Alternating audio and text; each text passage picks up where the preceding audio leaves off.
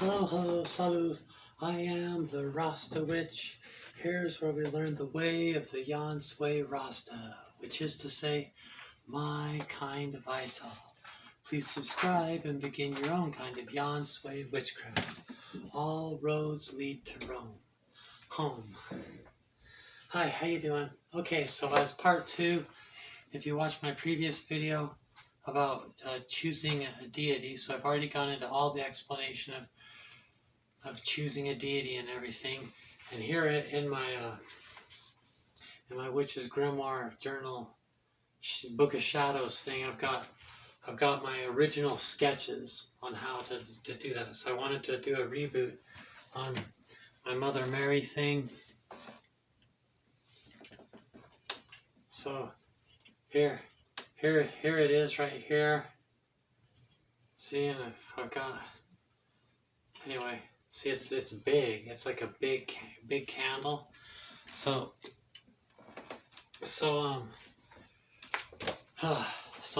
here's some pictures. You can see inside of it. There's seashells. You know, of course, my magician name is Claidak, which means seashore in Gaelic, and so that's why like my music is called the Seashores and that. And then you can see that here's the deity. It's the Mother Mary of the Yan Sui. So in the world, you know, we got like the Chinese version of Mother Mary. If you, I don't know if you've ever watched one of those videos. I'll put a link in the description box to one of them where it shows different Mother Marys from all over the world.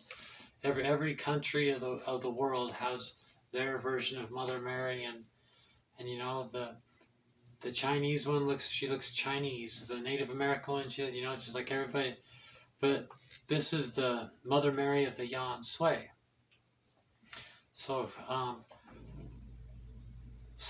she's wearing a green. Oh, hang on a second. My heater's gonna turn on.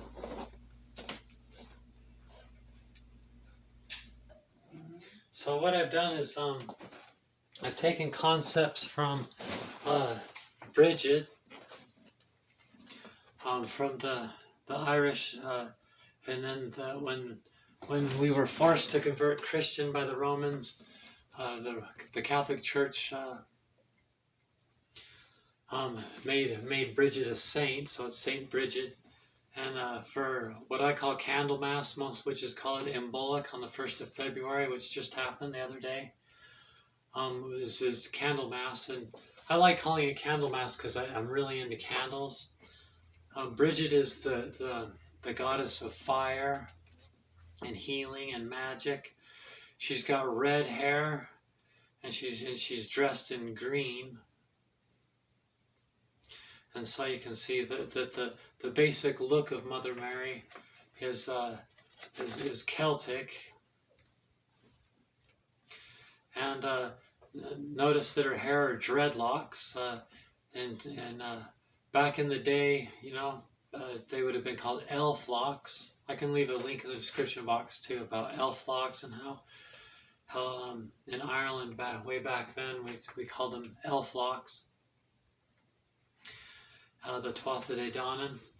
Okay, so then you notice that she's got the purple cuffs on each of her wrists and a purple belt. The color purple there is for number 9 in the Sephiroth, Yesod, which is the astral realm. She's got the knowledge of her shadow side, and you can see that she's got the Sacred Heart. So I'm redoing my talisman that I wear all the time. I'm redoing another one. Here it is right here. So you can see that. Here it was a rose quartz. Someone at work just handed me, hey, you look like you could use this rose quartz, and here's a picture of it before I glued it in there. And it came with these little plaque things, you know, about what the rose quartz means and everything. The rose quartz is in the shape of a heart. Of course, my tattoo that says Yan Sui is of a heart, and it's for the Sacred Heart of Mother and Mary, or Mother Mary and Jesus, the Sacred Heart. And so So this Mother Mary the Ansui also has a rose quartz heart on her chest.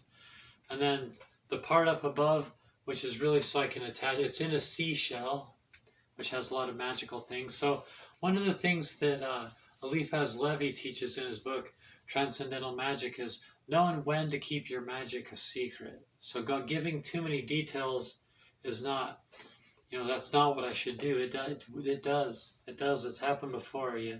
You do something magical, and if you tell the wrong people too much, it can almost completely ruin the magic.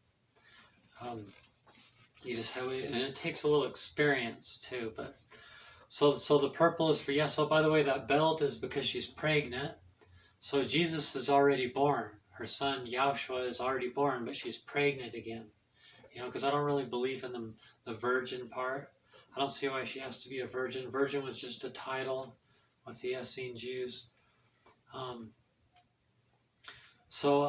then on each of the wristbands that's on her, the hands up in the air, if you look real close, there's a blue sapphire on each one. So I'm going to eventually get a blue sapphire, 2 little teeny blue sapphires, and put on each side of my rose quartz for the blue sapphires on her wrists there. And that has different meanings for me. And then in her forearms, you've got on one side she's holding the 2 up in the air are held up in the air because those are the higher concepts.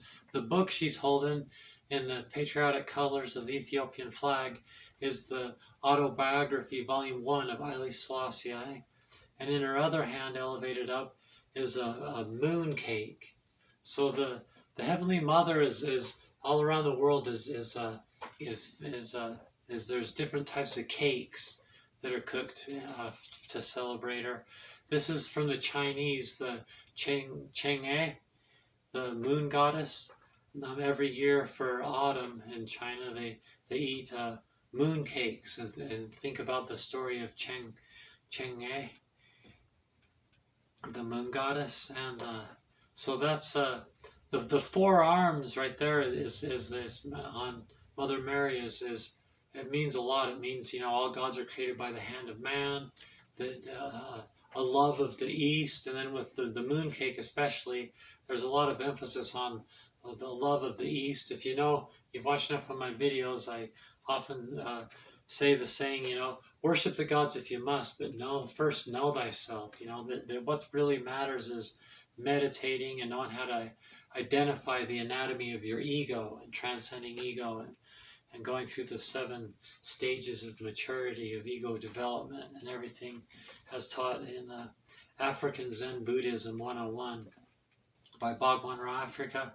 And I go over that. So you see my video. I'll leave a link in the description box on my video of opening the 7th seal and how to meditate.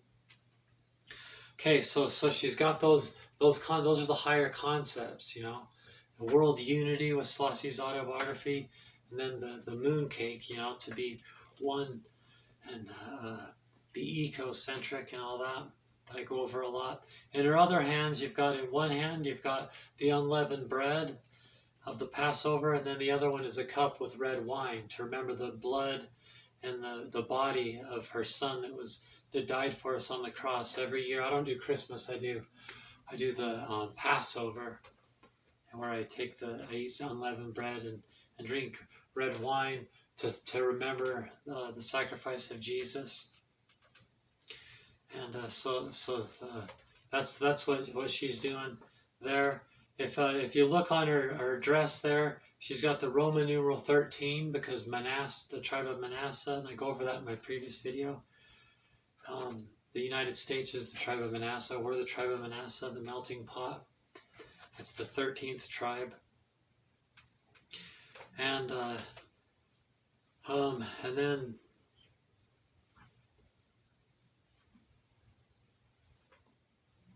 so that's the basic idea of her.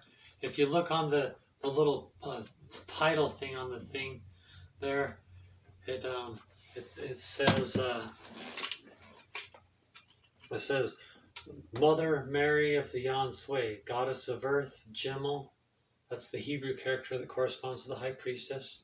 Queen of Fairies, Magic, healing through her son. Remember the bread, the unleavened bread and wine. Mercy, non-judgment, protection, love, art, and music. So that's kind of the idea.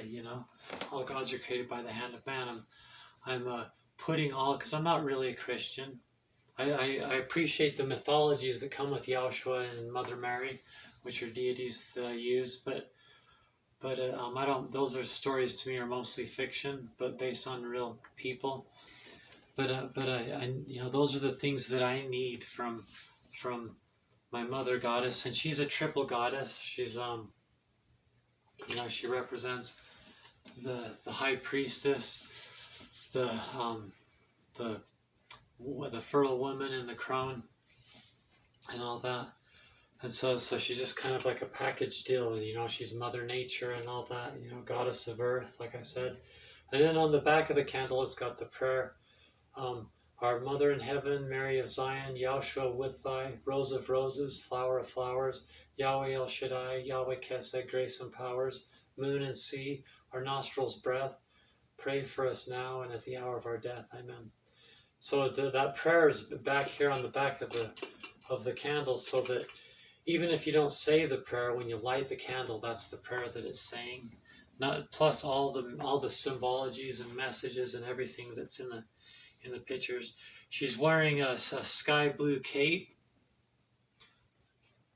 that's the color of the high priestess. On the heart, on her chest, the rose quartz heart, there's the number 6. That's for in Tiferet is where we converse with the holy guardian angel. And then on her forehead is the sun disk of Ra, which is from Isis, to remind us, and that's the highest thing up there. It's it's even higher than the book and the moon cake that she's holding, is that sun disk, reminding us that these concepts all came from Egypt, and that the original symbol for these things was Isis, and then Christianity took those concepts and put them onto Mother Mary, and that Mother Mary to me is it's the go-to deity for everybody. You can it's the unconditional, non-judgment place you can go. There's no rules. She's good for everybody, and then she can take you to her son Yahushua, which is implied because her whole life is her son and everything. So anyway, so that's Mother Mary of the Yan Sway.